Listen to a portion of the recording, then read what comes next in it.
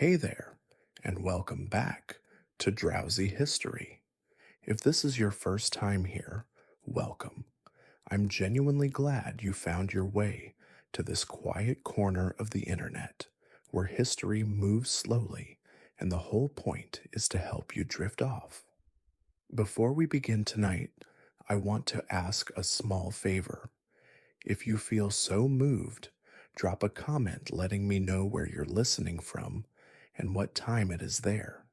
It always surprises me, in the best possible way, how far these videos reach, how many people in different time zones and different corners of the world are doing the same thing right now, getting comfortable, letting the day go, letting a slow voice carry them somewhere else for a while. If you've been here before and this channel has helped you sleep, the kindest thing you can do is quietly hit subscribe. It takes 2 seconds, it costs nothing, and it helps these long, slow stories find the people who need them. You don't have to do it now. You can do it when you wake up, if you remember. Now, take a slow breath. Let your shoulders drop. Let your hands go still. And let's begin. Tonight, we're going to travel back nearly 2,000 years to one of the most misunderstood institutions in all of human history. The word alone carries weight: gladiator. It conjures something enormous and cinematic: leather armor catching the afternoon light, sand sprayed dark and wet, 50,000 people rising from their seats in a single wave of noise, a thumb turned toward the sky or the earth with the casual authority of a god. The movies have given us a version of this world that is dramatic and beautiful, and in many of its specific details, not quite right. Tonight, we're going to set that version aside, gently and respectfully, and try to find the real thing underneath it. We're going to ask a simple question. What was it actually like? Not the highlight reel, not the moments that made it into the history books or onto the movie screen. The whole thing: the daily life, the training, the food, the injuries, the relationships, the fear, and yes, the fights. We're going to try to sit inside that world for a while, as honestly as we can, and see what it actually felt like to be the person in the sand. And what we find is genuinely surprising, not because the reality was better than the movies suggest, or worse, it was in different ways, both of those things. It's surprising because it was so much more human. The gladiators were not mindless killing machines, not quite slaves, and not quite free, not universally despised, and not universally celebrated. They were people living in a specific world with its own logic, its own social codes, its own small comforts and large terrors. Some of them were there by force, and some of them were there by something approaching choice, and some of them occupied a strange space somewhere between those two things that doesn't map cleanly onto any category we have available to us today. They lived together, trained together, ate together, and in some cases built something resembling a community inside walls that most of them could not freely leave. They were famous and stigmatized in the same breath. They were, in a word, complicated. And that complication is what makes them worth spending a quiet evening with. So settle in. If you're already horizontal, good. If your eyes are already getting heavy, better. There's no test at the end, no quiz, no need to retain a single detail. Just let the words wash over you, slow and steady, and if you find yourself drifting somewhere in the amphitheater, or in the training yard, or in the dim stone corridor beneath the sand, that is exactly right. To understand what it meant to be a gladiator, You have to first understand the world that produced them, and that world was Rome at the height of its power, a civilization of staggering scale and complexity, built on a foundation that included at its very core the institution of slavery. At the peak of the Roman Empire, somewhere between a quarter and a third of the entire population of Italy was enslaved. To put that in human terms, in a city like Rome, with a population of perhaps 1 million people, somewhere around 250,000 of them were legally property. They cooked the food, cleaned the houses, educated the children, worked the fields, built the roads, crewed the ships. The economy of the ancient Mediterranean world ran on their labor in the most direct and literal sense. Without them, the empire as it existed would have been impossible. These were not people who had been born into slavery in a stable, multi generational system. Many of them were people who had been free, who had lived full lives in their home communities, as farmers, as craftsmen, as soldiers, as parents, and who had been reduced to property through the machinery of Roman military conquest. When Rome defeated an enemy, it was common practice to kill the adult men who had fought most fiercely and to enslave the survivors, the women, the children, the older men, those who had been taken alive on the battlefield. In a single successful campaign, tens of thousands of people could pass from freedom to slavery in a matter of weeks. Caesar's Gallic Wars, spanning roughly a decade in the 1st century BCE, resulted in the enslavement of an estimated 1 million people. This was not incidental to the Roman economy. It was one of its primary engines, and the gladiatorial institution was built directly on top of it. Within this vast enslaved population, gladiators occupied a peculiar and paradoxical place. They were, in most cases, either enslaved people who had been purchased specifically for gladiatorial training, prisoners of war assigned to the arena, condemned criminals whose death sentence had been commuted to service in the games, or, and this is the part that genuinely surprises people, free men who had voluntarily signed contracts to become gladiators. That last category is one we'll return to in detail because it unsettles simple narratives about what the gladiatorial life was and who chose it. But first, let's understand what the arena actually was and why it existed at all. The gladiatorial games, known in Latin as the munera, a word that means gifts or duties, which is itself revealing of how Rome thought about them, were not originally a form of mass entertainment. They began, as best historians can determine, as a funerary ritual, a form of human sacrifice offered at the graves of important men. The underlying idea was that the spilled blood of fighters would honor and appease the dead, feeding the spirits of powerful men with the most potent offering available, the vigor and the life of trained warriors.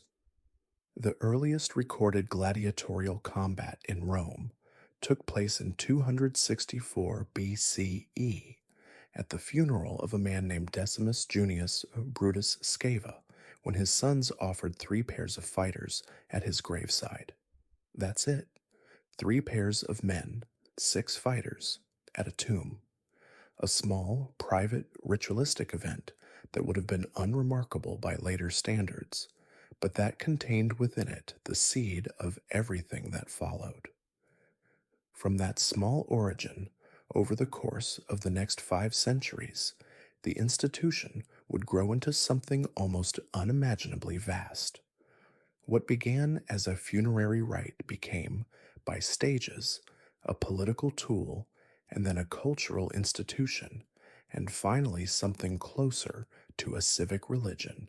Mass spectacles drawing hundreds of thousands of spectators, requiring enormous purpose built structures, consuming the lives of tens of thousands of fighters, and serving as a primary instrument through which emperors and ambitious politicians demonstrated their wealth, power, and generosity to the Roman people. The phrase, bred in circuses, panem et circenses, captures something essential about how this worked. The games were not just entertainment, they were a political technology, a way of managing the loyalty and the energies of a population that could otherwise be dangerously restless. An emperor who gave the people spectacular games was an emperor who had given them something they wanted, and the want was real and powerful. By the time the Colosseum was inaugurated in 80 CE under the Emperor Titus, the games had become the central public spectacle of the Roman world. The Colosseum, the Flavian Amphitheater as it was properly called, could seat somewhere between 50 and 80,000 spectators. Its four tiers of seating were organized according to social status: senators and vestals at the front, then equestrians, then male citizens, then women and slaves in the upper reaches, everyone seated according to their place in the hierarchy of Roman society, the whole crowd arranged around the sand below in a human map of Roman order. The inaugural games, celebrated by Titus, lasted 100 days and involved 9,000 animals and an unknown number of gladiators. 100 days of continuous spectacle, 9,000 animals killed for entertainment. These numbers are almost impossible to hold in the mind, and the Romans were proud of them. And at the center of all of it, providing the human drama on which everything else depended, were the gladiators. It is worth pausing on that word for a moment. Gladiator comes from gladius, the short sword that was one of the primary weapons used in the arena. The gladiator was, literally, a swordman, but the gladius was only one of many weapons used in gladiatorial combat, and the different types of gladiators, each with their own equipment, their own fighting style, their own historical and cultural associations, were as varied and specific as the different positions in a modern sport. We'll meet those different types as we go. For now, what matters is this: these were human beings with bodies and minds and histories placed by the machinery of Roman society into a role that required them to fight, to suffer, and sometimes to die for the entertainment of crowds they could never fully know. The path into the arena was different for every gladiator, and understanding those different paths matters enormously because it shapes everything about how we understand their experience, their psychology, their daily life, their relationship to the institution that held them. The most common route was enslavement and purchase. A slave who was selected for gladiatorial training was typically acquired by a figure called a lanista, a gladiatorial trainer and impresario who was in the Roman social hierarchy, an interestingly ambiguous and rather stigmatized figure. The lanista owned and operated a gladiatorial training school known as a ludus, and his business model was essentially to purchase promising physical specimens, train them into skilled fighters, and then hire them out to magistrates and politicians who wanted to stage games. The lanista was, in commercial terms, something like a talent agency crossed with a sports franchise crossed with a prison, except that his talent was legally his property and could not walk away. He was also, despite his commercial importance to Roman entertainment, socially looked down upon. The Latin word for gladiatorial trainer shares its root with butcher. Lanio means to tear or mangle, and the association was intentional and damning. The lanista was a person who trafficked in human lives for profit, which was considered, even by Romans, who enthusiastically attended the games every season, to be a somewhat distasteful way to make a living. He was necessary. He was also not quite respectable. For a slave who was purchased by a lanista, the transitions into gladiatorial training was abrupt and disorienting. You might have been working in a household, or in the fields, or in a workshop, and within a matter of days you would find yourself in a ludus, surrounded by other men with other histories, beginning a process that would reshape your body and potentially end your life. You had no say in this. You went because you were told to go, and you trained because you were told to train. And the first fact of your existence in this new place was that your body was an investment that needed to be protected and developed and eventually put to profitable use. You were not a person to the institution that now owned you. You were a depreciating asset that needed careful management. The prisoner of war route was somewhat different in its practical texture, though not fundamentally different in its legal structure. When Rome conquered a new territory, the defeated soldiers, who were not killed outright, were typically enslaved and sold at auction, often on the battlefield itself, to merchants who followed the legions specifically for this purpose. Among these men, those who were physically impressive, who had demonstrated fighting ability in battle, who seemed likely to survive the rigors of the arena, these might be specifically earmarked for gladiatorial training. They came into the ludus with something that many purchased slaves lacked: a background in actual combat. They had already been in the chaos of real fighting. They had already made the psychological calculations that real violence requires. They were, in the language of the business, pre-trained in the most fundamental sense. Some of the most celebrated gladiators in Roman history came from this background: captured soldiers from Gaul, from Thrace, from Germania, from North Africa, men who had fought fiercely for their homelands, and who now fought under entirely different rules and for entirely different purposes, for Roman crowds who were fascinated by exactly the kind of ferocity and skill that had made them dangerous on the battlefield.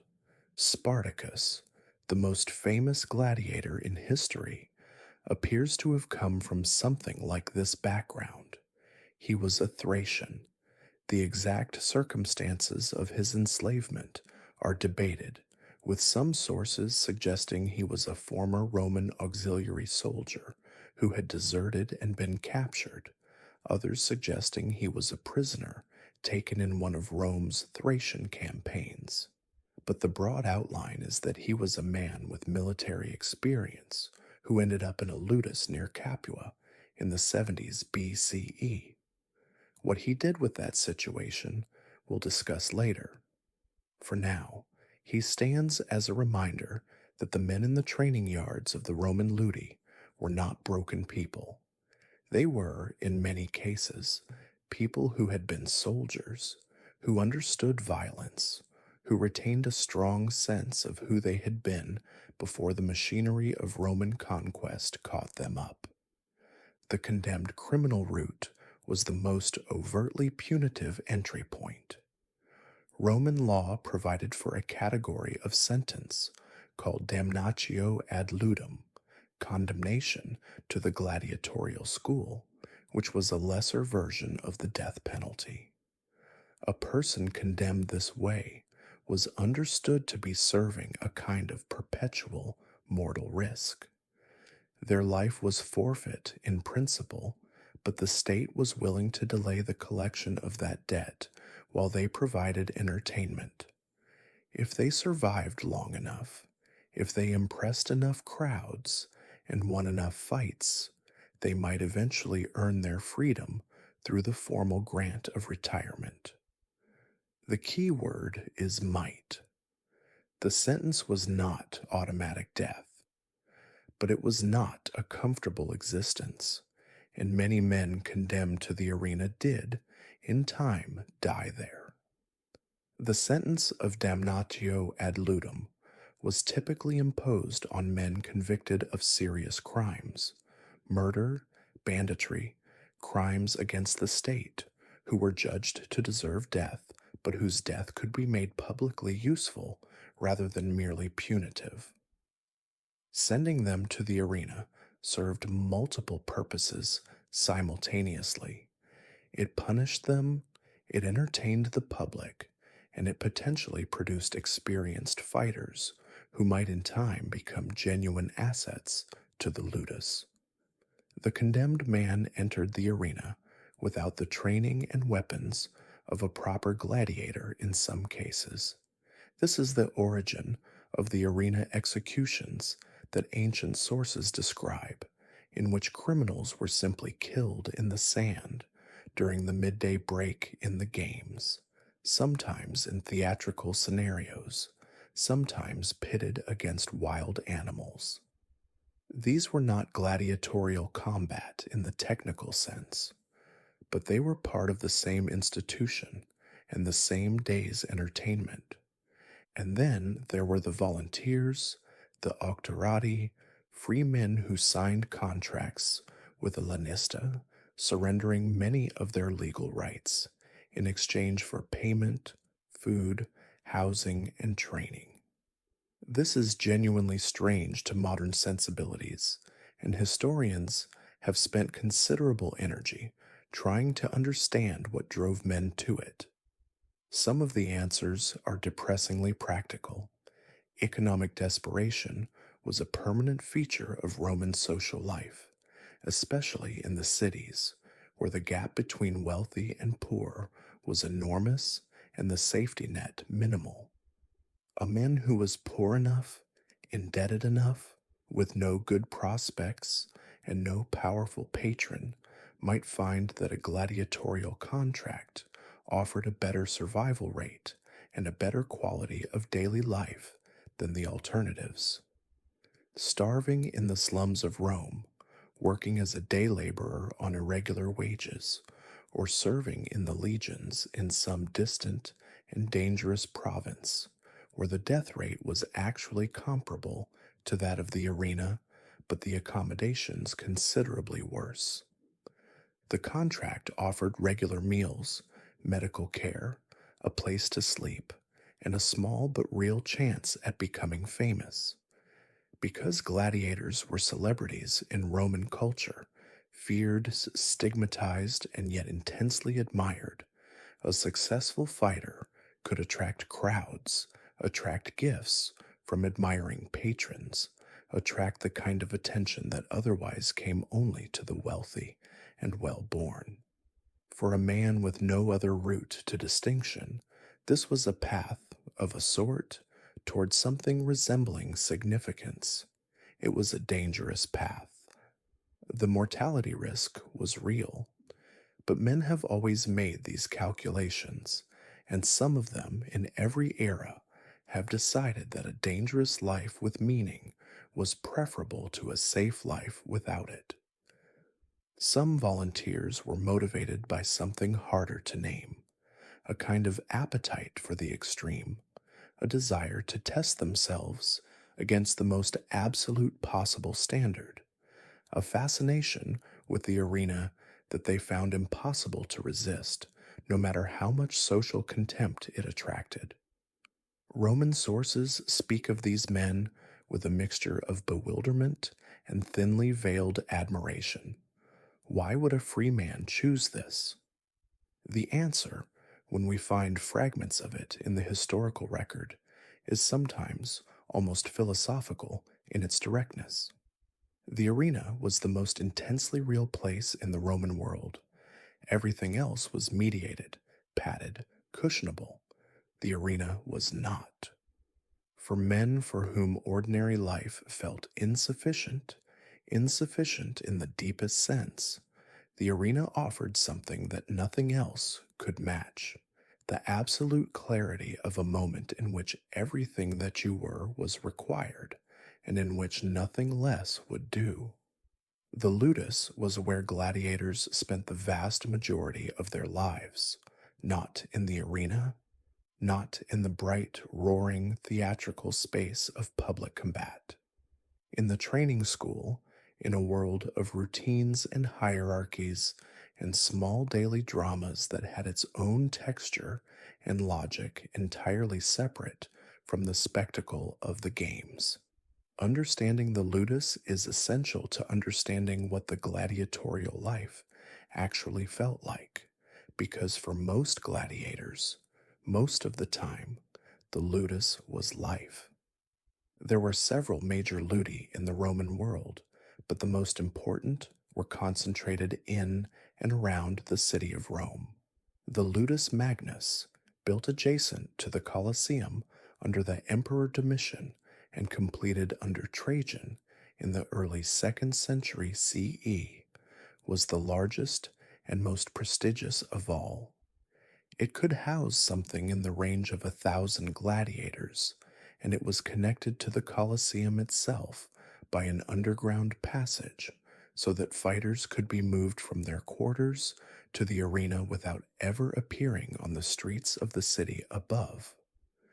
The scale of this architecture tells you something important about how Romans thought about gladiators. They were a resource, a supply, something to be managed and moved with efficiency. The underground corridor was not built for the gladiators' benefit. It was built for the benefit of the spectacle, to ensure that the supply chain from the training school to the sand was smooth and invisible and uncontaminated by any contact with the ordinary world of the city. The physical structure of a ludus was in many ways not unlike a military barracks. There was a central training yard, the palaestra, which was the operational heart of the place, a large open space surrounded by a colonnade where gladiators trained in all weathers and all seasons. Around the perimeter of the palaestra were the cells where the gladiators lived, small rooms, typically housing 2 men, with a narrow window set high in the wall, a sleeping platform of stone or wood, and not much else. Archaeological excavations at Pompeii uncovered a ludus that was operational at the time of the eruption in 79 CE, and the cells revealed they are striking in their smallness and their intimacy, each one perhaps 10 feet by 10 feet, with stone floors and rough plaster walls, a few personal possessions scattered around, and graffiti carved into the plaster by the men who had lived in them. The graffiti at Pompeii's ludus is particularly evocative. It records names, records tally marks, records brief declarations. It is the physical evidence of people who wanted to leave some mark on a wall, some proof that they had been in that specific place. Menomachus lived here. Antigonus trained here. Severus was here. The daily routine of the ludus was governed entirely by the needs of training, and the training itself was serious, systematic, and evidence-based in ways that would not be entirely out of place in a modern professional sports context. There were trained instructors, doctores, each specializing in the techniques of a particular gladiatorial type, who worked with assigned fighters over months and years to develop the specific technical skills that their fighting style demanded. The doctores were typically former gladiators themselves, men who had retired from active combat and whose hard won expertise was now being put to institutional use.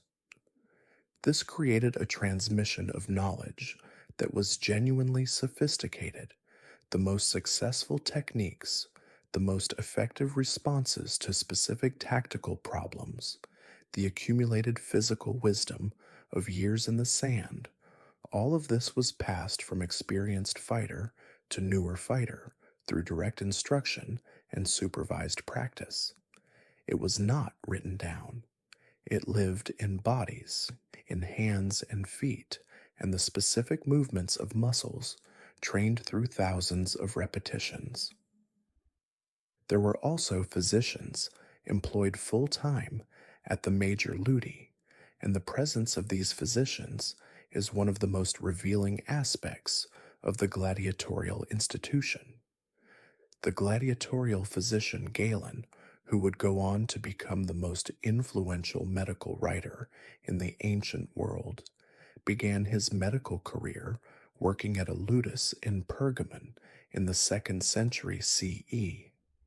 His account of that experience describes a practice that included wound management, dietary supervision, bone setting, and what we would now recognize as rehabilitation from injury.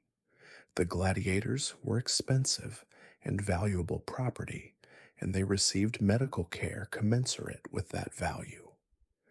Galen himself noted that his time treating gladiatorial injuries gave him a clinical foundation in anatomy and trauma that was essentially unavailable anywhere else. The gladiators' bodies were, in a dark and ironic sense, a medical education, providing a succession of injuries whose nature and location taught Galen things about the human body that he could not have learned in any other context. The ludi were, in a strange way, the best funded medical institutions in the Roman world, and the level of care they provided was real. When a gladiator was injured, every effort within the available medical technology was made to heal him. Bones were set and stabilized. Wounds were cleaned and sutured with considerable skill. Infections were treated with the best available remedies, including wine washes and preparations that we now understand had genuine antiseptic properties. Dietary regimens were prescribed during recovery periods. A gladiator with a serious injury might be given weeks or months of protected recovery time before being returned to training, not because anyone felt sentiment about his suffering, but because his training represented a substantial financial investment that the lanista had no interest in losing to a carelessly managed wound. The result, from the gladiator's perspective, was of receiving better medical care than virtually any other category of enslaved person in the Roman world. This was a paradox that no one in Rome seems to have found particularly troubling. The same institution that put men in harm's way also took better care of their bodies than most free citizens could afford. The food provided to gladiators in the ludus was by Roman standards remarkably good, and its specific composition is something we now know from evidence that no ancient writer could have provided. Archaeological analysis of the remains of gladiators found in a cemetery in Ephesus, Turkey, uncovered in 1993 and subsequently analyzed with modern techniques, reveals through isotopic analysis of the bones that the gladiatorial diet was heavily based on plant foods, barley, beans, and other legumes, rather than the meat-heavy diet that you might expect for men engaged in heavy physical training. This is actually nutritionally intelligent. The complex carbohydrates in barley and legumes provided sustained energy and promoted the accumulation of what we now understand as glycogen reserves in the muscles. Giving fighters a deep energy reserve to draw on during the intense physical demands of a bout.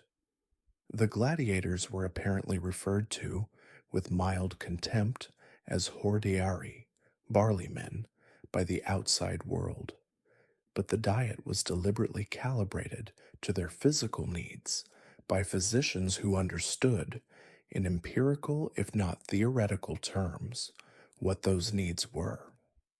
The social world inside the ludus was complex and in some ways surprisingly rich. Men who lived together in small cells, trained together in the palaestra through long hours of physical work, shared meals at communal tables, suffered through the same grueling routines in all seasons, who knew that at some unknown point in the future they might be required to fight each other. These men formed bonds. There is substantial evidence, both from inscriptions and from written accounts, that gladiators formed close, lasting friendships inside the ludus, relationships that sometimes persisted for years and that shaped the social fabric of daily life in these places. The evidence from tomb inscriptions is particularly direct. Gladiators who died were mourned by their ludus brothers, who contributed to funeral expenses and who sometimes left inscriptions that record genuine grief rather than mere formal acknowledgement. To my comrade, who fought beside me and will fight beside me no more, is not the language of mere acquaintance. There were also, within the ludus, practical mutual aid arrangements. If one man died in the arena, his ludus brothers would contribute to his funeral costs and to the support of any family he had, wives, children, enslaved companions, who had been living with him in the special quarter of the ludus set aside for fighters with families. This is not the behavior of people who saw each other primarily as competitors. It is the behavior of people who had built a community inside difficult circumstances and who recognized their shared situation and responded to it with something that, across 2,000 years, looks very much like solidarity. The hierarchies within the ludus were both externally imposed and internally developed. The Lanista's authority was absolute in formal terms. He owned most of the men in the school and contracted the others, and his decisions about training, about diet, about when fighters were ready to perform, were not subject to appeal. But within that frame, an informal hierarchy based on reputation and experience had real weight. A fighter who had survived many bouts commanded genuine respect from newer men. He was a model of what was possible. His presence in the training yard, the specific techniques he had developed, the ways he had learned to read opponents and manage the specific pressures of the arena. All of this was information that newer fighters needed and that the experienced man could provide or withhold. The most celebrated fighters had privileges, better cells, better portions, more latitude in their daily movements that reflected their status as valuable assets. But those privileges were also a kind of social recognition that the fighters themselves had earned. One of the most fascinating aspects of the gladiatorial world, and one of the least understood by people whose knowledge comes primarily from films and popular history, is the extraordinary specificity of the different gladiatorial types. These were not interchangeable fighters who happened to carry different weapons. They were highly specialized combatants, each with a distinct and carefully developed equipment set, a distinct fighting style that had been refined over generations, and a distinct place in the social and aesthetic imagination of the Roman crowd. The matches were typically staged as pairings between complementary types, combinations that created interesting tactical problems and satisfying visual contrasts. And the Roman crowd had highly informed opinions about the specific styles on display, opinions as passionate and as knowledgeable as those of any modern sports fan. The Thrax, the Thracian, was one of the oldest and most common gladiatorial types, named for the Thracian warriors of the Balkans, whose fighting style it was originally meant to evoke. The Thrax carried a small curved shield called a parmula, wore heavy leg armor called greaves that protected both legs completely, and fought with a curved short sword called a sika, a blade with a sharp inward curve that allowed the fighter to hook around an opponent's shield in ways that a straight sword could not. The Thrax was a mobile fighter, his relatively small shield freeing him for quick footwork and rapid changes of direction, his curved blade a weapon of angles and surprises. He tended to fight the Murmillo, a heavier type who carried a large rectangular shield called a scutum, wore a crested helmet distinctive enough to be his visual signature, and fought with a straight short sword. The Murmillo was built for pressure and endurance, for absorbing the Thrax's movement and waiting for the opening that speed and overconfidence tend to create. The contest between these two types was one of the most beloved pairings in Roman gladiatorial culture, and partisan crowds divided around their preferred type with something like the intensity of modern sports rivalry. Men of influence, publicly declaring themselves supporters of one style over the other, betting heavily on their preference, arguing about it in the street. The retiarius was perhaps the most visually striking of all the gladiatorial types, and the one who looked most dramatically different from anything else on the arena sand. The retiarius, the netman, carried a large weighted net for throwing, a trident, and a long dagger called a pugio, and wore almost no armor at all, a padded shoulder guard on his left arm, a short arm protector, and nothing else. No helmet, no large shield, no heavy protection, just the open face, the moving body, the net in his right hand, and the trident in his left, or the reverse depending on the individual's preference. What the retiarius traded in protection, he gained in mobility and range. His fighting system was built entirely around distance management, keeping his opponent far enough away to deploy the net effectively, using the trident to control the space, and only closing for the knife when the net had done its work. His opponent was typically the secutor, the chaser, a type who wore a smooth, rounded helmet that was specifically engineered to prevent the net from catching on its surface, and who carried a large shield and short sword for close-in fighting. The secutor was built to close the distance before the net could be deployed effectively. The retiarius needed the trident and his own speed to prevent that closure.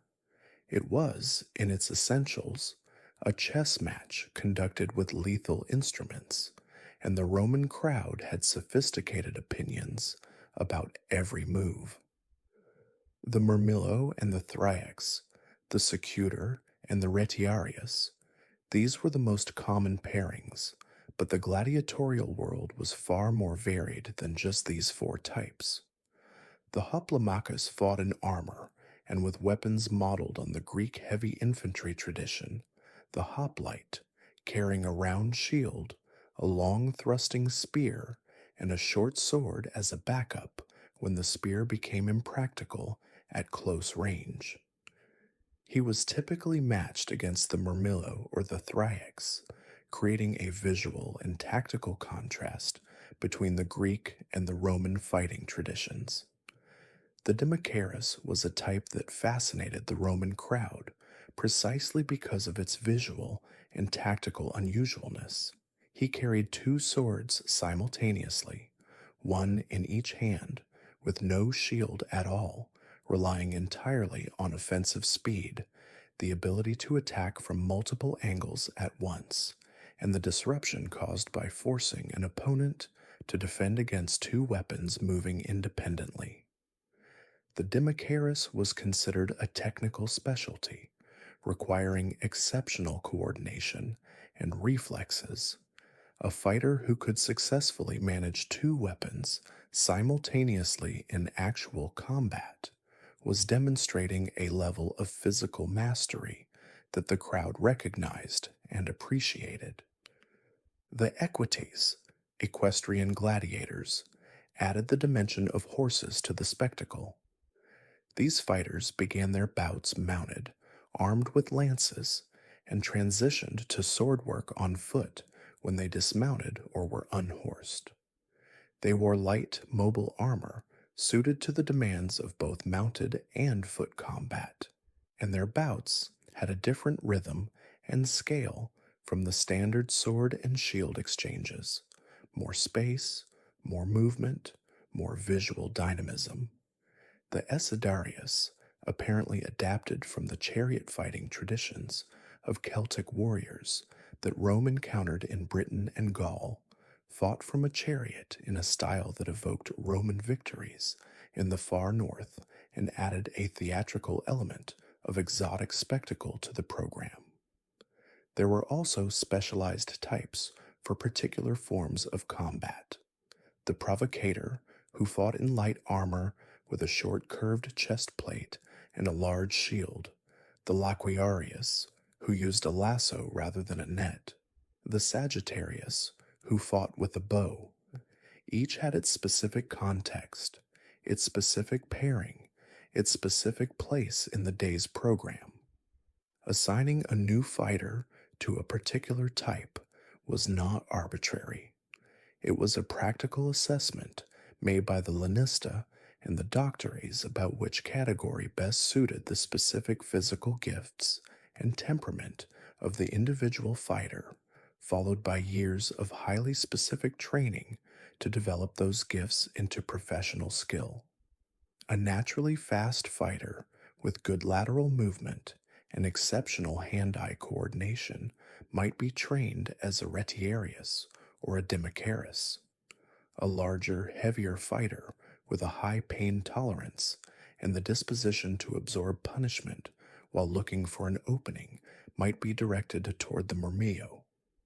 The matching of fighter to type was itself a form of investment. The right assignment, followed by the right training, produced a more valuable fighter than a wrong assignment ever could. Before we can fully understand the experience of the individual fighter in the sand, it helps to understand the larger context of a day at the Roman Games, because the gladiatorial bouts were not the only thing on the program. They were the main event, but they came after hours of other spectacle, and the whole day had a structure and a social meaning that shaped what the gladiatorial combat meant to the crowd watching it. The games typically began in the morning with the venatio, the beast hunt.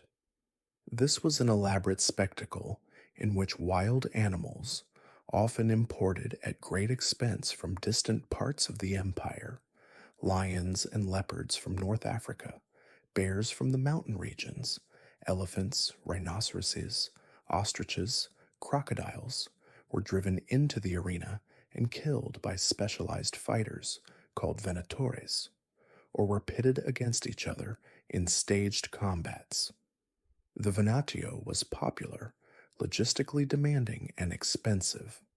The animals had to be caught alive in the wild, transported over sometimes enormous distances in purpose-built cages, held in the arena's underground beast pens until their moment in the program, and then released in good enough condition to put up an impressive fight.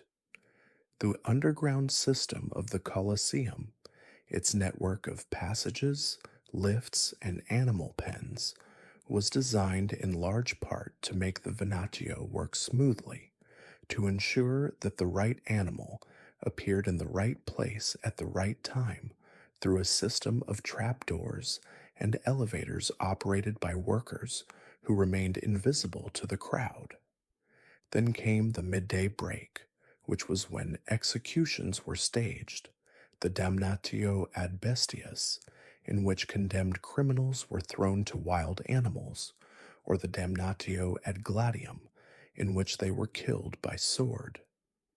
Roman authors confirm that the arena was emptied somewhat during this interval. Many spectators left to eat, but the executions continued for those who stayed, and they were sometimes staged as theatrical productions, reenacting scenes from mythology, in which the condemned criminal was cast in the role of whatever mythological figure met a suitably violent end. The Romans were willing to invest in spectacle even for this part of the day's program.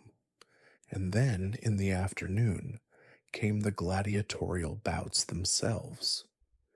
This was the main event, the reason people had arrived at dawn to claim their seats, the part of the day that everyone had been waiting for, and it was treated accordingly. There was a formal opening procession, the Pompa Gladiatorum, in which the gladiators scheduled to fight that day paraded around the arena in their full equipment, accompanied by musicians, to the cheers and assessments of the crowd. This was not merely theatrical, it was functional. It gave the crowd a chance to see the fighters before the fighting began, to form opinions, to develop preferences, to make the bets that were an important part of the social experience of the games. The Roman crowd was not passive. It came prepared, it paid attention, and it had opinions, and the procession gave it the information it needed to exercise those opinions meaningfully. The weapons were inspected by arena officials before the bouts began, tested for sharpness and structural integrity. This is itself revealing. The games were staged combat, but they were not fake combat. The weapons were real. The injuries were real. The deaths, when they occurred, were real. The inspection was done partly to ensure fairness. Both fighters received functional weapons of genuine quality, and partly, probably, as a piece of theater, a public confirmation of the lethal stakes of what was about to happen. Here is where most accounts of gladiatorial combat go wrong in the same direction. They imagine it as essentially continuous, essentially brutal, essentially wild, a spectacle of overwhelming strength and barely contained rage, in which the more aggressive fighter typically wins and the bout ends when someone is dead. The reality, described by Roman sources and supported by the physical evidence of the skeletal remains we now have access to, was considerably more structured, considerably more technical, and considerably more interesting. A gladiatorial bout did not begin with two men simply trying to kill each other as quickly as possible. Even after the processional formalities were complete, the actual opening of a match was typically cautious. Both fighters knew each other's type, if not their specific tendencies, and the first exchanges were often probing, each man testing his opponent's responses, looking for patterns, assessing the specific implementation of the general style he was facing. Against an unknown opponent, the first few minutes of a bout could look almost restrained to an impatient observer, circling, feinting without full commitment, presenting shield at different angles to see how the opponent reacted. This was not timidity, it was intelligence, and the experienced Roman spectator understood it as such. What followed, as the fighters developed a read of each other, was more committed sequences of attack and defense, exchanges of controlled aggression punctuated by recovery and reassessment. The technical level of this was real and sophisticated. We know from mosaics, relief sculptures, and painted scenes that depict specific moments of combat, often labeled with the fighters' names, that Roman gladiatorial technique involved specific postures, specific footwork patterns, specific ways of presenting and angling the shield to deflect rather than absorb force directly. The Murmillo's characteristic low crouch, shield held at an angle, was not random. It was an optimized defensive position that minimized his exposed surface area while maintaining his ability to drive forward. The Thraex's mobility, his tendency to work the angles, to probe the periphery of the Murmillo's shield, this was a tactical approach, refined over many bouts and many years of training. The Roman crowd understood what they were watching, and this is important. They were not simply reacting to blood and violence with undifferentiated excitement. They were knowledgeable observers who recognized technical excellence, who appreciated a well executed feint or a clever change of rhythm, who could tell the difference between a fighter who was managing the bout intelligently and one who was simply surviving on physical gifts.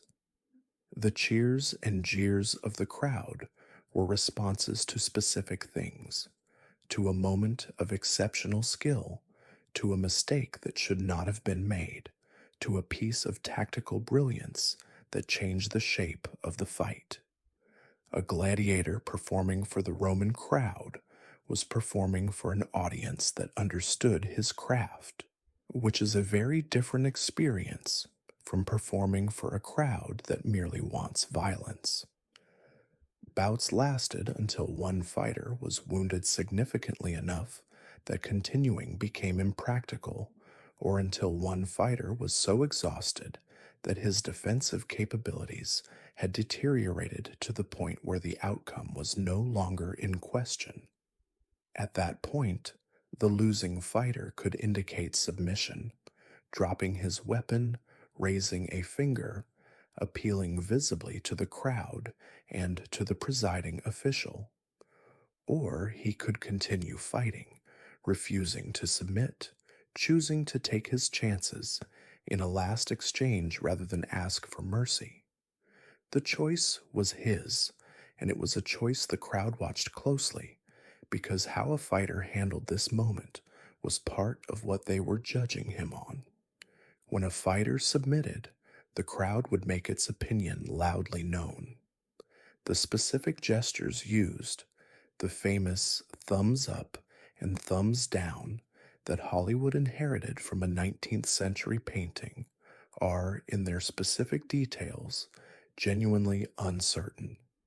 Ancient sources describe crowd gestures and crowd noise, but don't always specify exact meanings, and the signals appear to have varied across regions and periods. What is clear is that the crowd's response fed into the decision of the presiding official, who was typically the magistrate or emperor who had funded the games. Missio, mercy, a discharge, meant the losing fighter's life was spared for that day. The decision to kill meant that someone else entered the sand to deliver the killing blow, because the victorious gladiator might or might not actually be the one to do it. The survival evidence from Roman sources suggests that the majority of gladiatorial bouts in the imperial period ended without a fatality.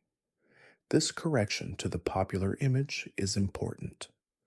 The death rate per bout, extrapolated from the records we have, was probably somewhere between 10 and 20%. Significant, but not the near certain death that the movies imply.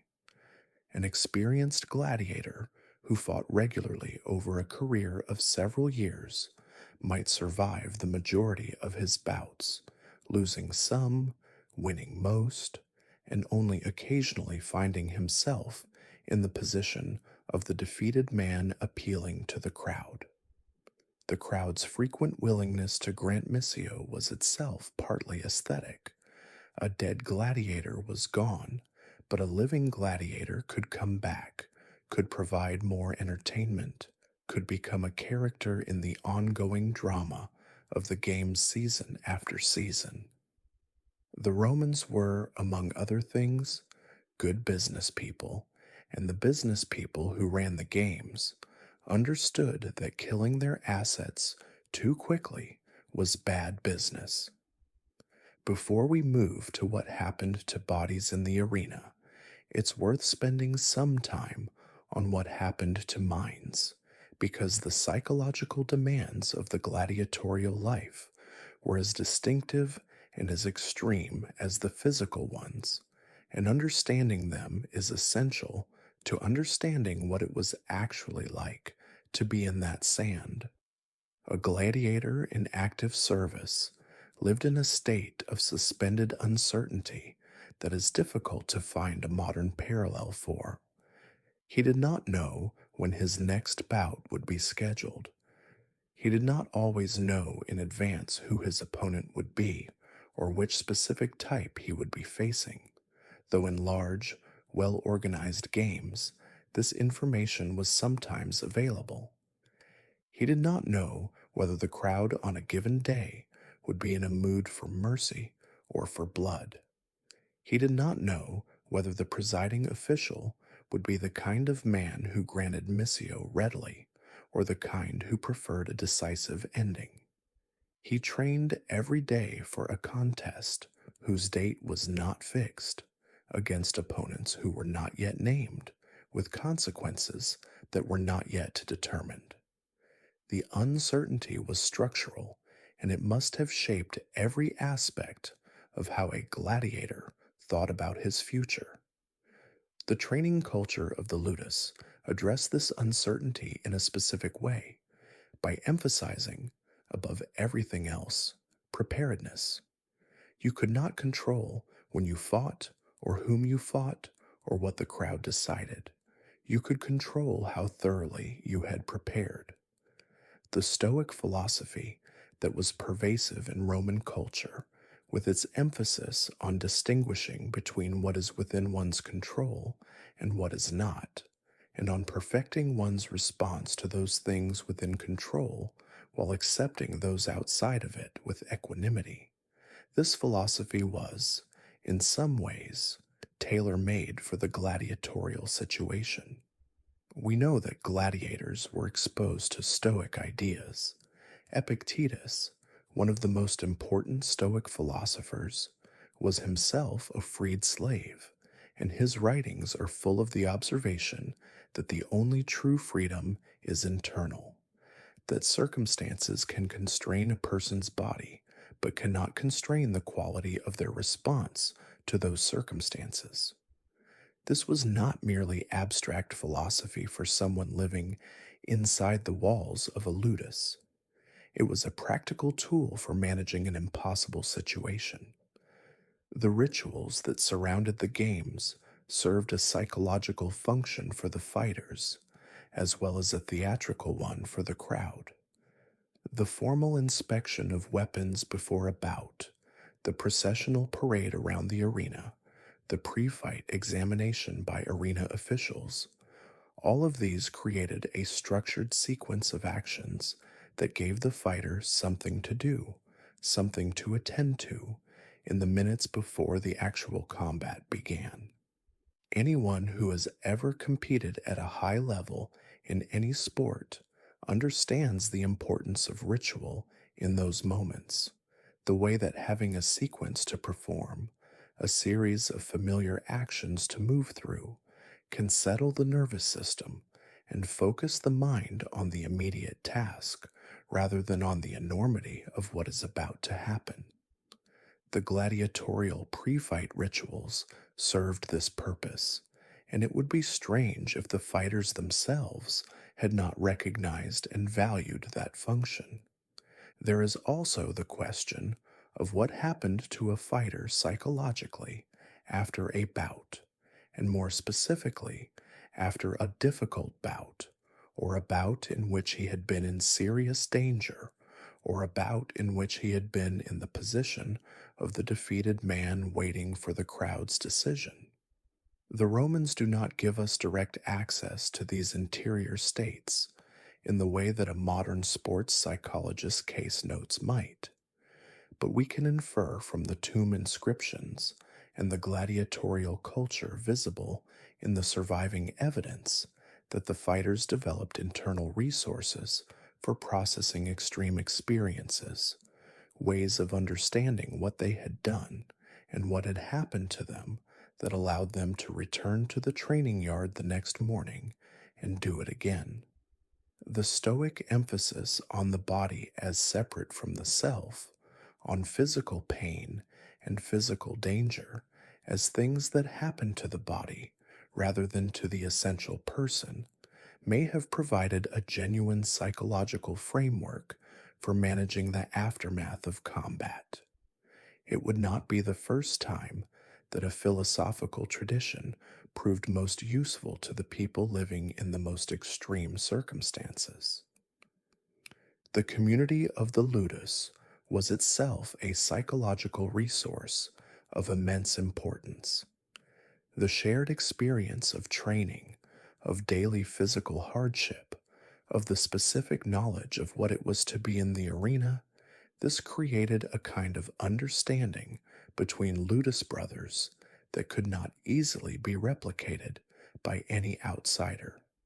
A man who had been in difficult situations in the arena could talk to other men who had been in similar situations, and that conversation, however limited and however constrained by the emotional reticence of Roman masculine culture, would have been qualitatively different from any conversation he could have with someone who had not shared the experience. The mutual aid arrangements, the funeral contributions, the inscriptions of genuine grief, all of these suggest that the emotional bonds within the ludus were real and that they provided genuine support for the psychological demands of the life. The relationship between the gladiators and the Roman crowd is one of the most fascinating and most strange aspects of this entire world, and it is one that runs in both directions in ways that are easy to oversimplify. The crowd watched the fighters, certainly, but the fighters watched the crowd back, and what they saw shaped how they performed and how they understood themselves. The Roman crowd at the games was not a uniform mass. It was a specific demographic mix, shaped by the seating arrangements that organized the Colosseum's tiers according to social status, and it expressed itself with a specificity and a knowledge that must have been apparent to anyone performing in front of it. When a fighter executed a particularly effective technique, the knowledgeable sections of the crowd responded with a different quality of noise from the response to simple violence, a sharper, more appreciative reaction that distinguished the technical achievement from the mere spectacle. When a fighter made an obvious mistake, the crowd let him know. When a fighter performed with exceptional courage in a difficult situation, the crowd's response to a submission request was shaped by that. Mercy was more forthcoming for a fighter who had given everything than for a fighter who had collapsed at the first real difficulty. The fighters understood this dynamic intimately because their lives, in the most literal sense, depended on reading it correctly. A fighter who could not read a crowd, who could not sense what the atmosphere was in a given arena on a given day, whether the mood favored mercy or demanded finality, was at a disadvantage that could prove fatal. Learning to read the crowd was as much a part of the gladiatorial education as learning to read an opponent's intentions from the angle of his shield. Both were survival skills of the first order. The relationship between the most celebrated fighters and the Roman public had qualities that we can recognize from the celebrity culture of any era. The most famous fighters attracted the specific kind of attention that celebrity generates. Not just admiration, but personal identification. The sense on the part of admirers that they know the famous person in some meaningful way, that they have a claim on them, that the famous person's victories are in some sense their victories too. Partisan crowds who had followed a specific fighter across multiple game seasons would cheer for him with a personal intensity that went beyond appreciation of skill. They wanted him to win, specifically him, because they had invested something of themselves in his continued success. This is not a complicated dynamic to understand. It is the same dynamic that fills modern sports stadiums and generates the same kinds of passionate, sometimes irrational loyalties. For the gladiator at the center of this attention, the psychological position was genuinely unusual. He was simultaneously infamous, legally and socially degraded, and famous in the way that only the most visible public figures ever become. He was simultaneously property, in most cases, and a person whose individual skills and personality were recognized and followed by tens of thousands of people. He was simultaneously constrained, unable to leave the ludus freely, unable to determine his own schedule or his own opponents, and yet visible to the entire city in a way that almost no one who lacked political power could achieve. The self-understanding that allowed a gladiator to hold all of this together without psychological disintegration was real, and it must have been hard won. The bouts themselves, dramatic as they were, occupied only a fraction of a gladiator's actual time. For most of the year, most gladiators were not performing. They were training.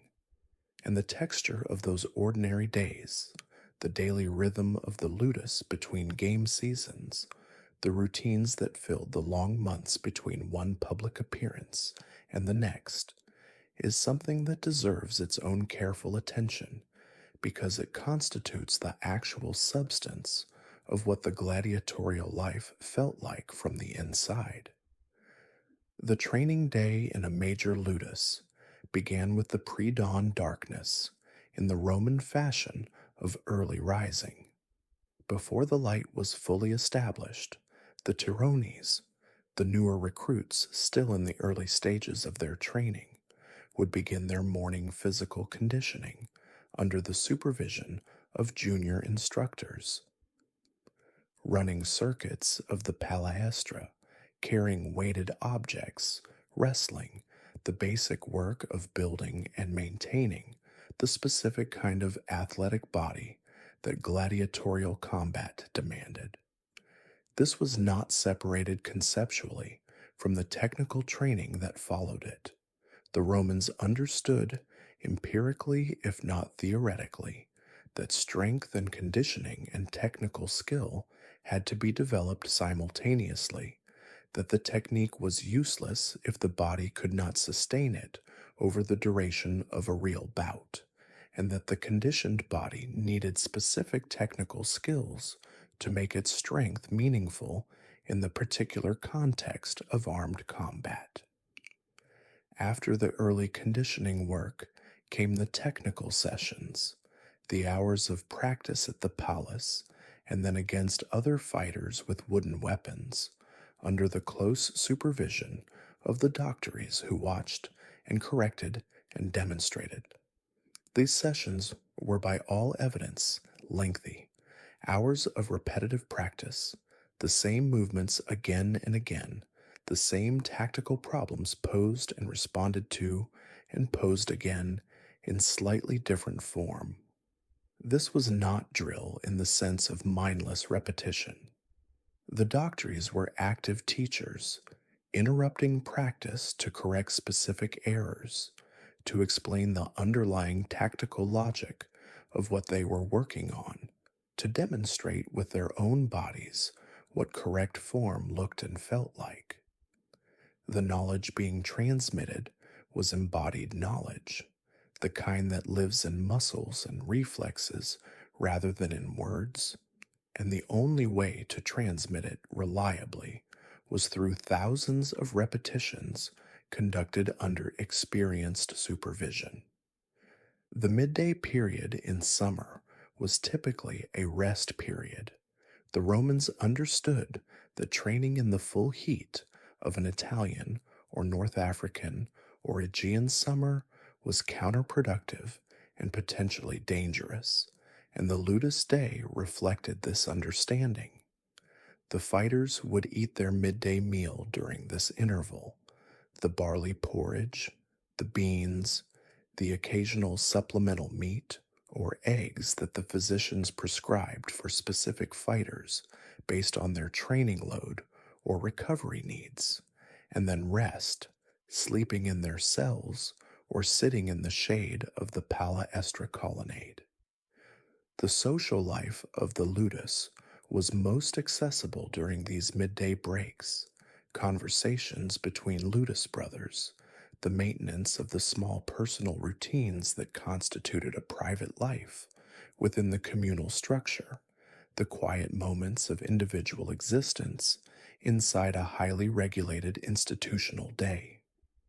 The afternoon session was typically lighter than the morning, more technically focused, more analytical, less physically overwhelming.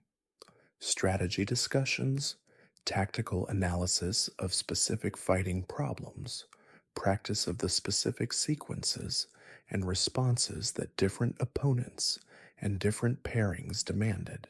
In some ludi, more experienced fighters were expected to work with tyrones during the afternoon sessions, providing a different quality of instruction from the doctors, the specific practical knowledge of a man who had faced particular situations in actual bouts, as opposed to the more systematized technical knowledge of a professional instructor.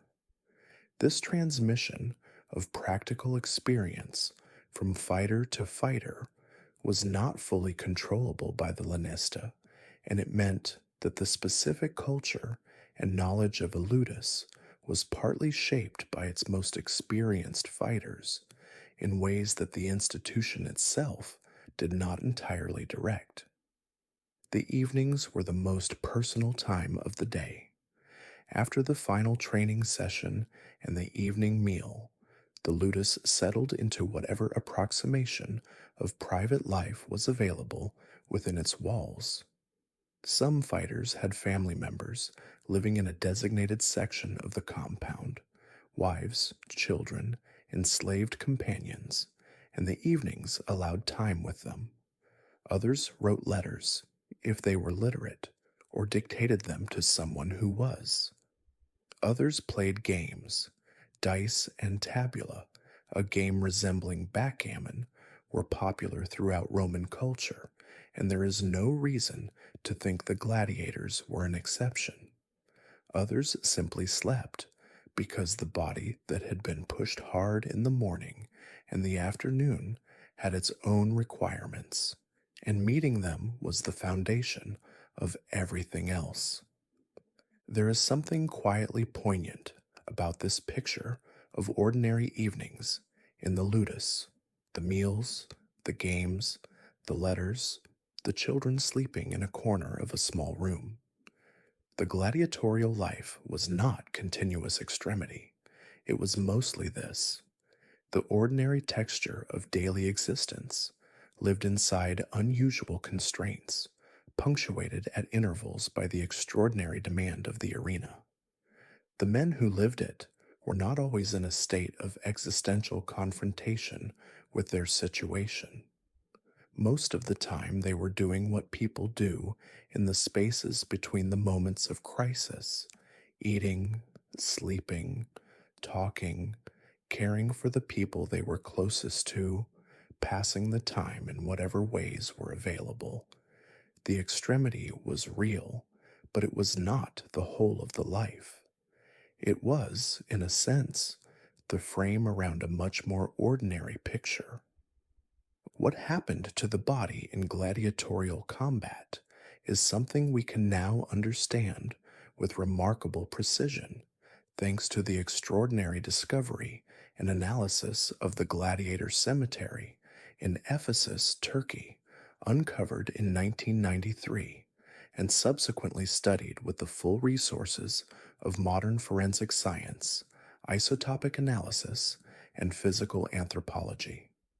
This burial ground, used from the 1st to the 3rd century CE, contained the remains of approximately 68 individuals identified as gladiators, and the analysis of those remains has told us things about the gladiatorial experience that no written source, however detailed, could have provided. The first thing the Ephesus remains confirm is that these were extremely well nourished, heavily trained bodies. The bone density of the Ephesus gladiators was exceptional, higher than most civilian populations of the same era, indicating years of sustained heavy physical activity beginning in adolescence or early adulthood. The muscle development visible in the bone remodeling speaks to intensive training over long periods. The size and robustness of the skeletons was above average. These were not starved, neglected, or incidentally trained men. These were athletes whose bodies had been systematically developed by people who understood what they were doing. The second thing the remains reveal is that injury was endemic, but frequently survived. Many of the skeletons show healed wounds, fractures that had been properly set and healed with good alignment, puncture wounds that had been treated and had closed without the bone damage associated with serious infection, shoulder injuries, consistent with blocking heavy strikes with a shield over many years. Some individuals show evidence of multiple healed injuries accumulated over what must have been several years of active combat. The healed injuries tell us, indirectly, that medical care was real and effective enough to allow recovery from serious trauma. A man does not survive a deep, penetrating wound to the shoulder in the 1st century CE without sustained skilled care, without someone who knew how to clean that wound, monitor it for infection, protect it during healing, and manage the fighter's recovery back to full function. The fatal wounds in the Ephesus cemetery are haunting in their specificity. A significant proportion of the skulls show damage consistent with a very particular kind of killing blow: heavy, precise, delivered from above or behind at close range with a blunt instrument. This is not the scattered trauma pattern of chaotic violence. This is deliberate, methodical execution delivered in a standardized way. When a fighter was condemned to die by the presiding official, what followed was not typically a continuation of the fight. It was a formal execution performed by a designated individual whose role was to deliver the killing blow efficiently, correctly, and finally. The gladiator, having been defeated and condemned, knelt or was positioned in a specific way, and the blow was struck. This is a more disturbing image, in some ways, than a fighter killed in the heat of combat by his opponent's blade. It is the face of institutional killing, violence administered by procedure, by protocol, by a specific person doing a specific job at a specific moment in the day's program. Galen's accounts of treating gladiatorial wounds at the ludus in Pergamon fill in the texture of what recovery actually looked like. He describes the full range of gladiatorial trauma, cuts and punctures from bladed weapons, blunt force injuries from shield edges and heavy armor, joint injuries and dislocations from the physical stresses of combat, eye injuries, dental injuries. He describes his surgical practice in terms that suggest genuine skill, careful wound cleaning, removal of foreign material, suturing, immobilization, dietary prescription during recovery. He describes the use of wine as a wound wash, empirically reasonable given wine's antiseptic properties, and the use of various herbal preparations whose effectiveness varied widely. He describes the psychological dimension of treatment, noting that fighters who wanted to recover and who were supported by their ludus brothers recovered better than fighters who had lost the will to return to training. This is not sentiment, it is clinical observation. The relationship between gladiators and Roman society was one of the most thoroughly paradoxical in the ancient world, and unpacking it tells us a great deal about the tensions at the heart of Roman culture. On one side, gladiators were among the most famous people in the Roman world, full stop. Their names were written on walls in every major city. The graffiti at Pompeii, which preserves more ordinary Roman voices than almost any other source, is full of enthusiastic tributes to specific fighters. Salatus the Thraex makes the girls sigh, one reads, in a tone of admiring exaggeration that feels entirely contemporary. Another declares a fighter to be the glory of the girls.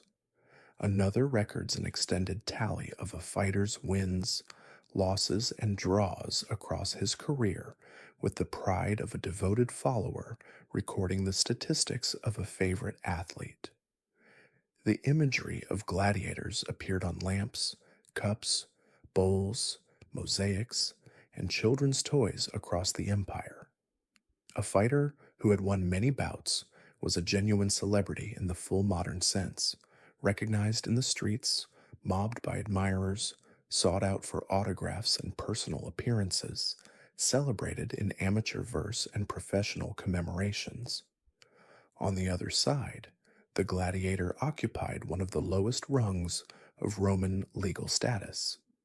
The concept of infamia, literally without reputation, a formal legal category of social degradation, applied to gladiators as a class, placing them in the same category as prostitutes, pimps, actors, and executioners.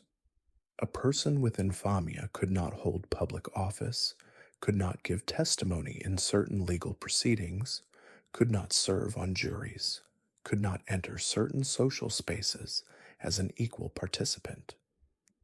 A freed gladiator, even one who had survived years of combat and been formally granted his retirement, remained legally stigmatized for life, no matter how famous he was, no matter how wealthy he became, no matter how many powerful patrons admired him.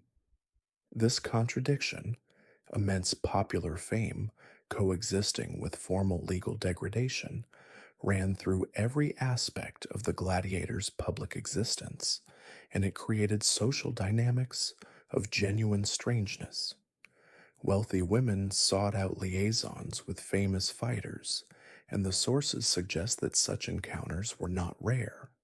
The gladiator's physical development, years of intensive training producing a body of unusual power and capability, combined with his dangerous reputation and his relative accessibility, made him a specific kind of erotic object for Roman women of means who could afford to arrange a meeting. Yet any Roman man who admitted to sexual contact with a gladiator regardless of the circumstances, risked real social stigma of his own because the infamia status was understood as contaminating. To have been physically used by an infamous person was itself degrading by association. The gladiator was desired and untouchable in the same breath, which is a very specific kind of social position that must have been profoundly disorienting to live inside. Some emperors added their own layer of complication to this picture by being themselves fascinated by gladiatorial performance to the point of wanting to participate in it. The Emperor Commodus, who ruled from 180 to 192 CEE, was notorious for his obsessive personal involvement with the arena. He fought in it himself, apparently on hundreds of separate occasions, always against opponents who could not realistically fight back without risking their lives by defeating an emperor. Contemporary sources describe him with barely restrained horror, a man who believed himself to be the living incarnation of Hercules, who spent hours in the arena practicing gladiatorial techniques when he should have been managing the empire, who demanded to be formally styled as a gladiator in official records and monuments. His senatorial contemporaries read his gladiatorial obsession as a sign of profound unsuitability to rule, not because the fighting itself was dishonorable in some absolute sense, but because the voluntary embrace of infamia by a person of the highest possible status represented a confusion of the social categories on which Roman order depended. That an emperor would want to be a gladiator, would seek to occupy that paradoxical position of famous and degraded simultaneously, was understood as a civilizational disorder, a category error made flesh. No account of what it was like to be a gladiator can avoid Spartacus for long, and not simply because he is the most famous gladiator in history. Spartacus matters because he represents the limit case, the moment when the logic of the gladiatorial world broke down entirely, when the investment and the institution and the careful social arrangements that held it all in place came apart violently and spectacularly in a way that Rome did not fully understand until it was nearly too late. In 73 BCE, Spartacus and approximately 70 other gladiators escaped from the ludus of Aeneas Cornelius Lentulus Bayatus near Capua. The immediate trigger appears to have been the discovery of a larger planned uprising. The initial group had intended a much bigger escape, but was betrayed before it could be fully organized, and the 70 or so who actually got out were those who moved quickly enough before the gates were closed against them. They armed themselves with whatever came to hand, cooking implements from the ludus kitchen, tools from the workshops, weapons seized in the immediate confusion of the escape, and they fought their way out of Capua and took refuge on the slopes of Mount Vesuvius, where the terrain gave them a natural defensive position while they organized themselves. What happened next transformed a prison break into one of the great crises of the late Roman Republic. The initial militia sent to suppress what the Senate assumed was a routine fugitive slave situation was defeated by Spartacus's force, defeated comprehensively, in detail, by men who had been specifically trained in the skills of individual combat. Another militia force was sent. It was also defeated. Then a proper army under a praetor was dispatched. That too was defeated. Over the following months, the force under Spartacus grew from a band of escaped gladiators into an army of tens of thousands, drawn from enslaved populations and dispossessed free poor across southern Italy, a coalition united by the immediate fact of its rebellion, even without any single coherent plan about what to do with that rebellion. Spartacus himself appears, from the admiring and bewildered accounts of his Roman enemies, to have been a military tactician of the first order. He held the coalition together through repeated Roman attempts to suppress it, outmaneuvered several consular armies, and for a period that extended to more than 2 years, demonstrated that a force of enslaved and formerly enslaved people fighting for their lives and their freedom could defeat the military of the most powerful state in the Mediterranean world. The rebellion was eventually suppressed by Crassus, one of Rome's wealthiest and most politically ambitious men, who committed a full and properly equipped army to the task and prosecuted the campaign with the ruthless logic that the situation demanded. Spartacus died in the final battle in 71 BCE. 6,000 survivors of his army were crucified along the Appian Way from Capua to Rome, one cross every 30 meters or so for more than 130 miles, a message that Rome needed to be loud enough to be heard across the whole empire. What the Spartacus uprising reveals about the gladiatorial world is not simply heroism, though it is partly that. It reveals the specific consequence of what the Romans had built, an institution that systematically trained enslaved men in the arts of individual and group combat, that housed them together in conditions of shared captivity, and that thereby created the conditions for exactly the kind of organized armed resistance that eventually erupted. The gladiators who escaped from Capua were not just angry, they were skilled, so organized, experienced in actual combat, capable of functioning as small military units, because years of training in a ludus had made them exactly that. Rome had, in the service of entertainment, manufactured the most dangerous possible version of the people it was trying to control. The institution had produced the tools of its own near destruction.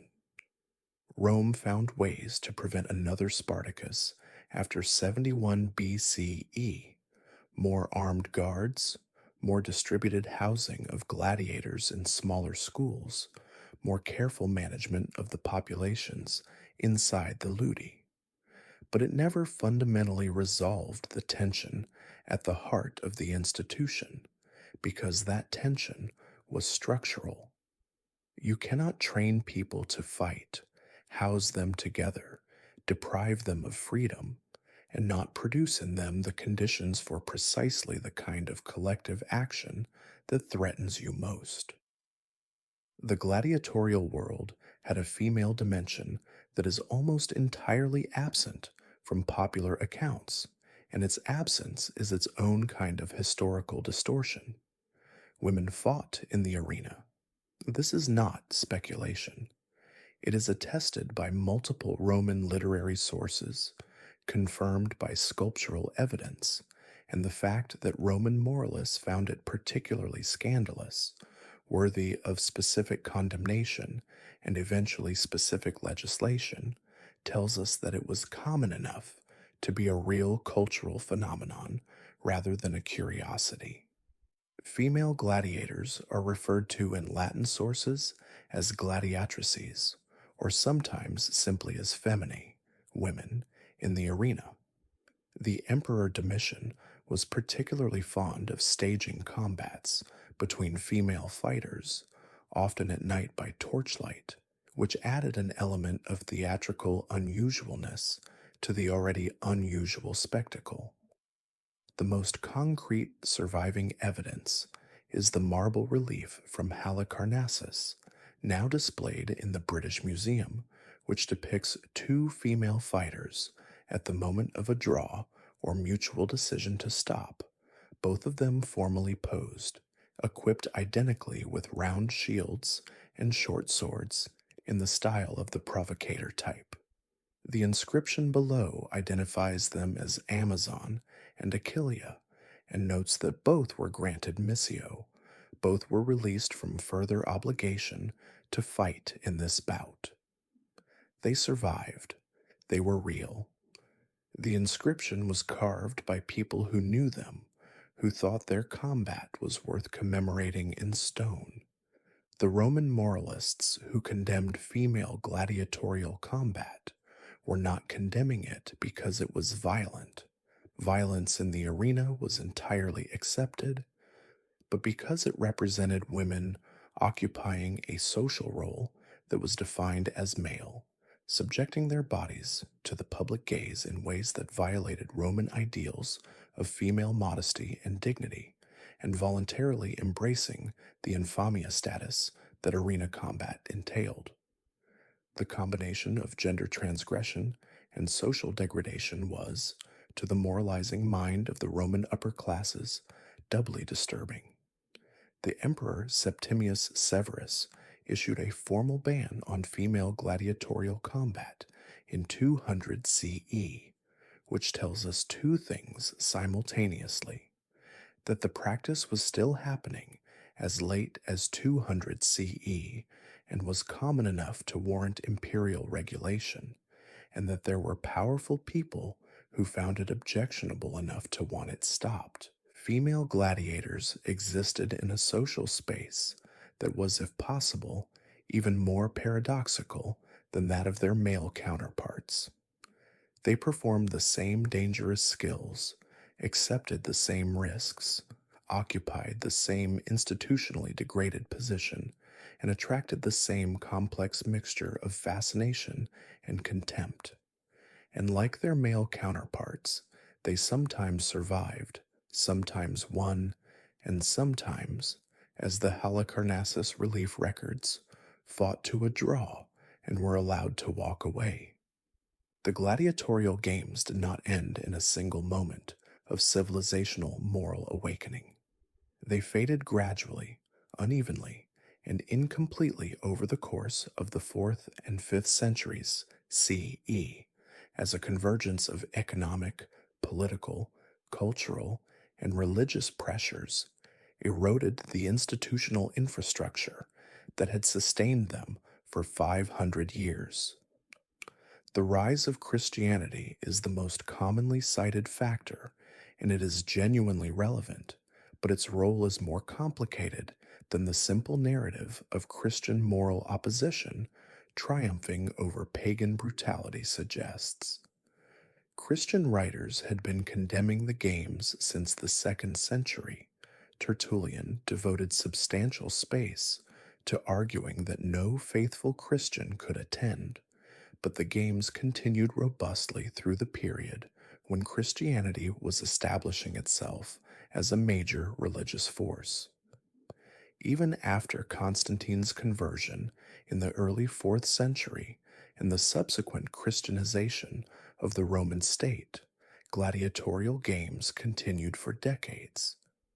Constantine issued a decree against them in 325 CE, but enforcement was inconsistent across the empire, and the last clearly documented gladiatorial bouts in Rome appear to have taken place in 404 CE, nearly a century later.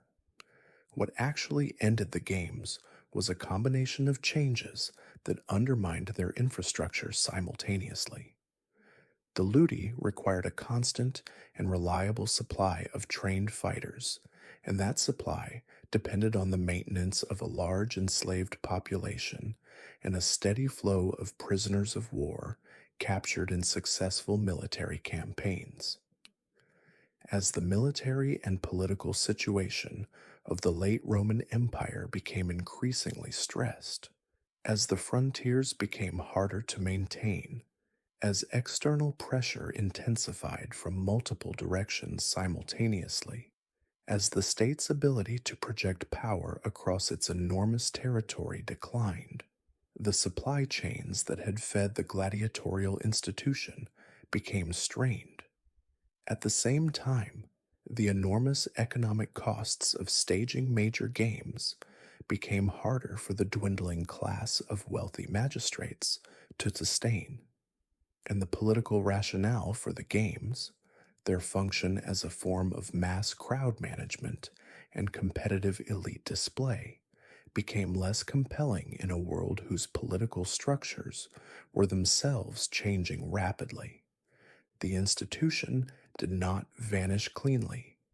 It dissolved unevenly, transforming gradually into other forms of arena spectacle, beast hunts, theatrical performances, chariot races, and eventually leaving behind only the enormous stone structures in which it had been housed, structures that would outlast the institution by centuries and that survive in part to this day. 2,000 years later, what do we actually know about what it felt like to be inside this world? We have the names of some of them. Flama, who won 34 bouts and was offered his formal freedom 4 times and refused it each time, choosing to remain in the life he had built inside the arena, a choice that is almost impossible to fully interpret from the outside, but that speaks to something real about what the gladiatorial life could mean to someone who had lived it long enough. Amazon and Achillea, their names carved in stone at Halicarnassus by people who thought their combat worth permanent record. Spartacus, who made the calculation that the risk of freedom was worth more than the relative safety of captivity. Commodus, Emperor of Rome, who wanted so desperately to be a gladiator that he spent years trying to become one, even though he held the greatest power available in the ancient world. The men whose names are scratched into the plaster of small cells in Pompeii: Menomachus, Antigonus, Severus. We know from the cemetery at Ephesus what their bodies looked like after years of training and combat: the bone density of trained athletes, the healed scars of previous injuries mapped onto skeleton, the specific patterns of the fatal blows delivered in the final procedure of the arena. We know from the graffiti at Pompeii how the crowd thought and felt about the most celebrated among them. We know from Galen what it was to be on the medical end of a gladiatorial career, to work with men who had been hurt and needed rebuilding. We know from the tomb inscriptions that have survived that some of them had things they needed to say after they were gone. What we don't fully know, and this is what keeps the subject alive, what keeps drawing people back to it across centuries, is what it felt like from the inside, what it felt like to wake up in that small stone cell in the dark before dawn with another man's breathing audible across the room, and to know that somewhere in the near or distant future you would walk through an underground corridor and into the light and do the thing you had been training to do. What it felt like to hear tens of thousands of voices react to your movements in real time, to understand yourself as a spectacle, to perform the most extreme thing you knew how to do in front of the largest audience the ancient world could produce. What it felt like to raise your finger in submission and wait for a decision you had no control over, made by a crowd you could not fully read, and an official whose mercy or cruelty you could not fully predict. What it felt like to be granted your life. What it felt like in the instant before the killing blow to understand that you were not. We can imagine the details we have: the food, the cells, the training systems, the types, the medical care, the social world of the ludus, the inscriptions, the bones. All of these give us enough material to imagine something that is probably not entirely wrong. These were people in an extreme situation, an institution that made extreme demands on their bodies and their psychologies, and they responded to those demands in the ways that people in extreme situations always respond, with adaptation, with community, with small private rebellions and large ones, with acceptance and with resistance, with the full and complicated range of human response. They were not heroes in the simple sense, and not monsters in the simple sense, and not merely victims in any sense. They were people, which is harder to grasp and more worth grasping than any of the simpler categories. There is one final dimension of the gladiatorial world that deserves careful attention before we let it go, and it is perhaps the most philosophically interesting of all. What the gladiators meant to the Romans who watched them, what cultural and psychological function they served beyond simple entertainment. Because the Romans thought about this themselves with unusual self awareness, and what they said is worth listening to. The Roman philosophical tradition returned to the gladiator again and again as a figure for thinking about human beings at their most stripped down, most fundamental, most nakedly confronted with the basic facts of existence. Seneca, the Stoic philosopher who lived and wrote in the first century CE, discusses gladiators in multiple letters and essays, and what he says is not what you might expect from a man condemning an institution he disapproves of. Seneca admires certain things about gladiators, or rather, about what the gladiatorial situation requires of its participants. He admires the self discipline of the training, the technical mastery of the best fighters, and above all, the equanimity with which the best of them faced the possibility and the reality of death. He uses gladiators as examples of philosophical virtue, not in spite of their degraded social status, but in some sense because of it, because the gladiator, stripped of the protections and consolations that ordinary social life provides, had to confront the fundamental conditions of human existence directly, without the padding that wealth and status provide to most people. This is a strange thing to say, and Seneca says it with a clear-eyed awareness that it is strange. He is not romanticizing the arena. He knows exactly what the arena is. But he is making a genuine philosophical observation that the conditions of the gladiatorial life, precisely because they were so extreme, produced a clarity about what matters and what doesn't, that ordinary comfortable life tends to obscure. The gladiator who has accepted that he might die today, and who has made his peace with that possibility, and who goes into the arena not with resignation, but with full engagement in the craft of his survival. This is, for Seneca, a living image of the Stoic ideal. The gladiator does not control whether he lives or dies. He controls only the quality of his response to that situation. And the best of them, Seneca suggests, got that right in a way that most free, comfortable, philosophically educated Romans did not. The poet Juvenal, writing in the late 1st and early 2nd centuries CE, takes a much more satirical view of the gladiators and the crowds that worshipped them.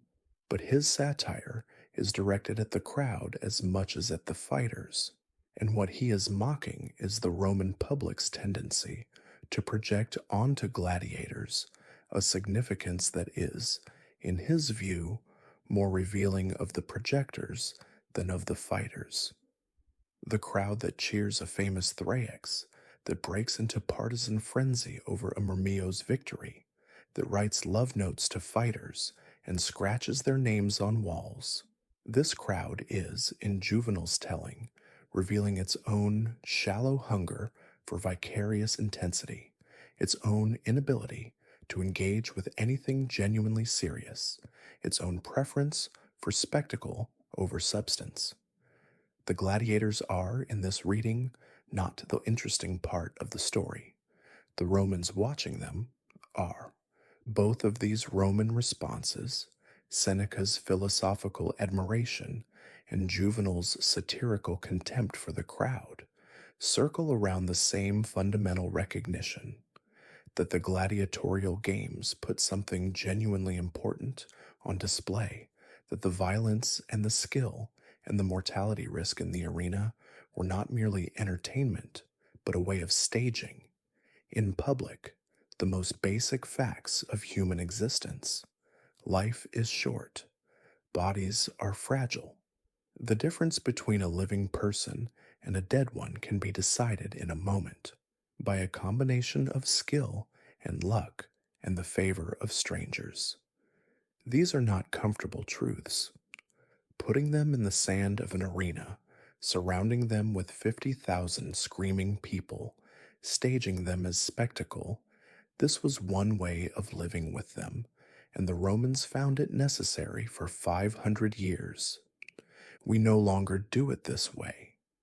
We have found other ways of staging the fundamental facts, other spectacles, other arenas, other rituals of risk and survival that give us permission to feel what we might not otherwise let ourselves feel. Whether those other ways are better or worse than the Roman method is a question worth thinking about, though probably not tonight. Tonight, the question has served its purpose, which was simply to carry you a little further into the darkness, into the slow and growing weight of sleep that has been building throughout this long evening. The gladiators are gone. The ludi are ruins. The crowds that cheered and condemned are dust. What remains is what always remains: the names on the walls, the bones in the earth, and the questions that they raise in people who come along later and find themselves, for reasons that are hard to explain, unwilling to look away. The gladiatorial world did not produce saints. It did not produce monsters exactly either, not in the people who inhabited it, at least.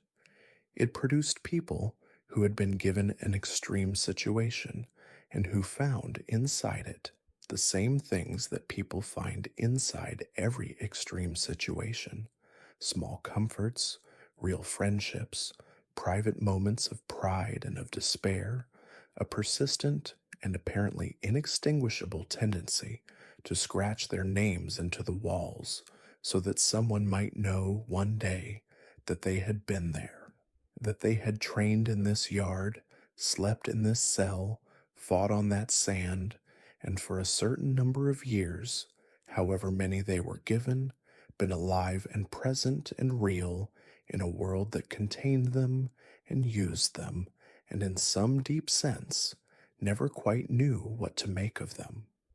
They were famous. They were infamous.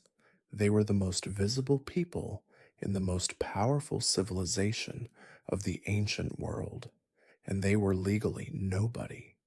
We know their names, some of them. We know the shape of their bones and the pattern of their wounds.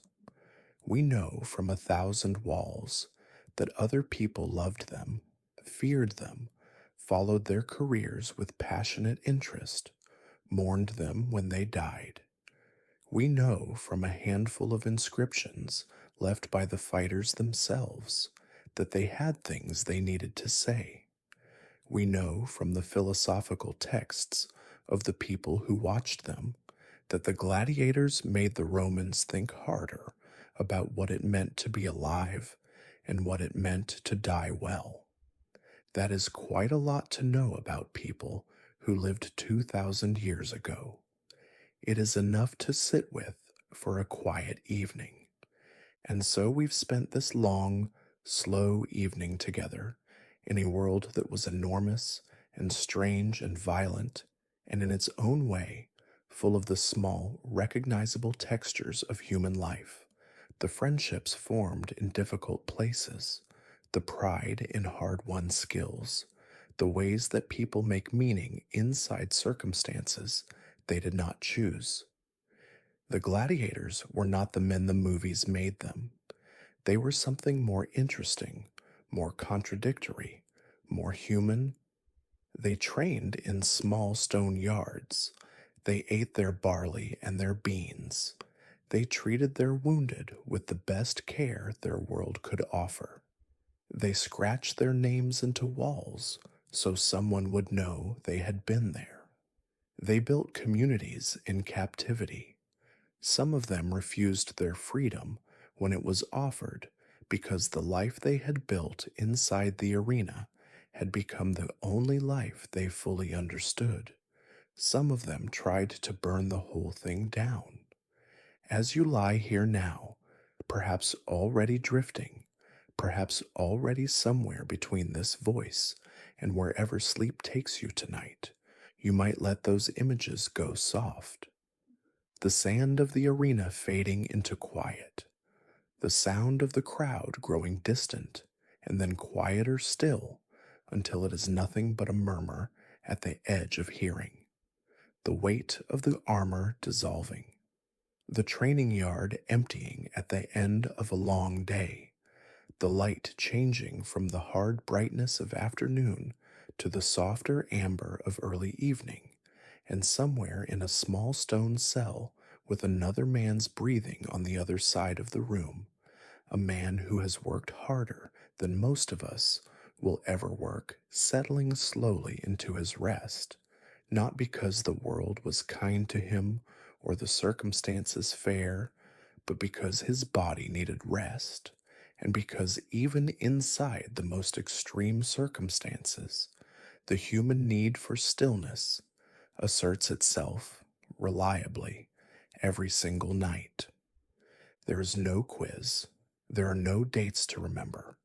There is only the slow fade of another long day in another long life 2,000 years ago that ended the way all days end, in the dark, in the quiet, in the simple and absolute necessity of rest.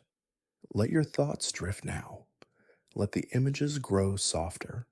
The torchlight in the underground corridor, the smell of sand and iron, the sound of the crowd growing softer now, softer still, until it is nothing but a low hum, and then silence, and then only your own breathing in a room that is yours, and warm, and safe, and very still.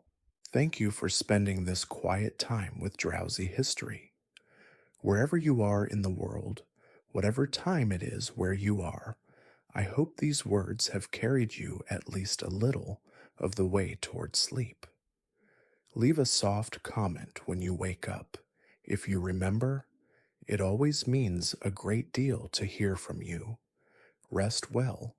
Good night.